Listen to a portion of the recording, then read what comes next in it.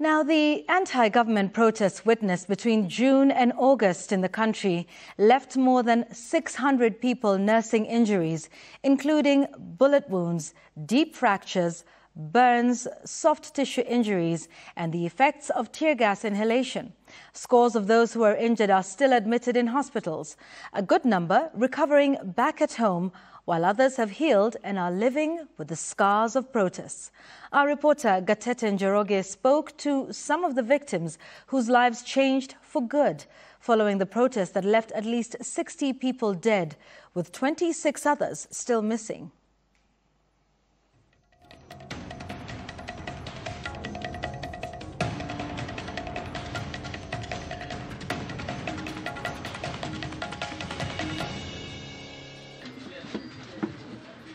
When we meet Esther Wangui at her home in Ruiru, Kiambu County, we find her scrolling her phone, looking at pictures of her nephew Brian Mwangi, who is admitted at the Kenyatta National Hospital.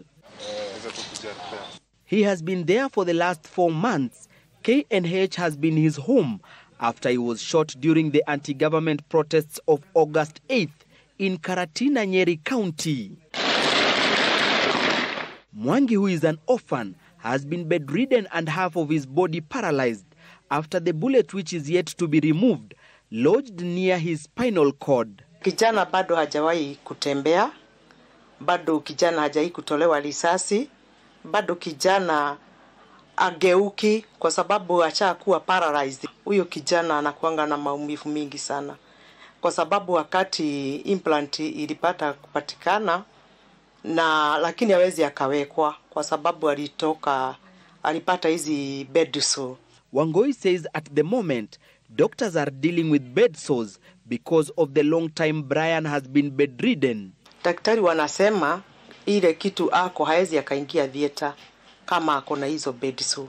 Sasa wanajaribu kutibu hizi bed sore, wanakuta zingine zinatokea. A distraught Wangui is concerned about the ballooning hospital bill, which currently stands at 600,000 shillings and which the family cannot raise. Lazima uamke asubuhi, uende ujitayarishe, uweze kupada fare hapa. Huwa natumia every day, natumia kama sijanunua matunda yoyote kwa barabara natumia 350. Na saa hizo huna matunda umemnunulia 350 per day. Ni kijana wa miaka 29. Sasa ona maisha yake. Maisha yake imekuwa sasa ni kugeuzwa. The family wants the government to shoulder the responsibility of ensuring Mwangi gets the required treatment, as his injuries are as a result of overzealous police officers who used live bullets to disperse protesters. Wasamaria wema wenye wanaweza saidia watusaidia at least, sababu hii ni kitu ilitukuta, hii ni kitu imetupata kama familia. Hii kuenda kuangalia mtoto daily. Huyu ni mtoto hana mama yake, hana baba yake. In Botori village, Kisii County, Daniel Mageka lies on his sofa following a church service on TV. He is unable to go to church as his movement is limited following injuries sustained during the anti-government protests in Kisii on the 25th of June. Mageka was hit by a tear gas canister, which left him nursing a knee fracture. He also suffered burns. Kitu ilitufanya tukaenda maandamano ni wakati uchumi ilikuwa imeenda juu. Na hii bill president alikuwa anataka kupitisha ndio ilifanya watu wakasikia vibaya uchungu, ikabidi watu waende maandamano street.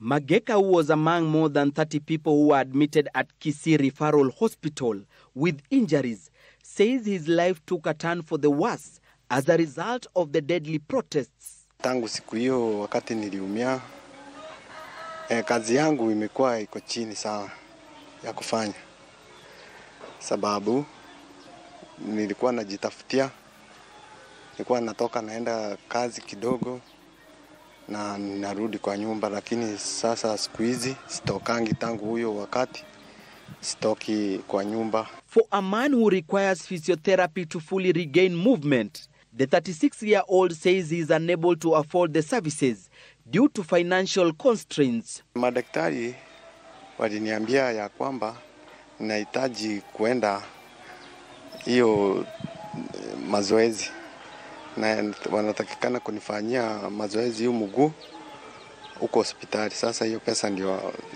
labda zinafika zinanipea changamoto kupata kwenda huko.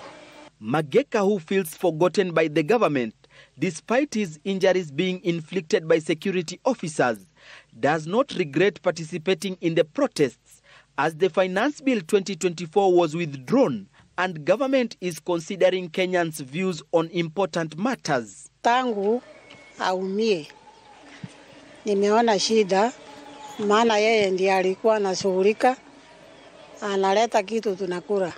Tangu aumie sasa tunakaa tunateseka. Mora is however grateful that his son, though with injuries, came back home alive, unlike the 26 documented by KNCHR, who remain missing for more than 5 months.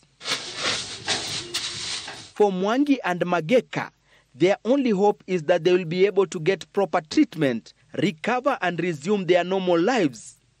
Their plea to the government is to ensure justice is served and for IPOA to conclusively complete investigations into cases of police excesses. Gatete Njoroge, Citizen TV.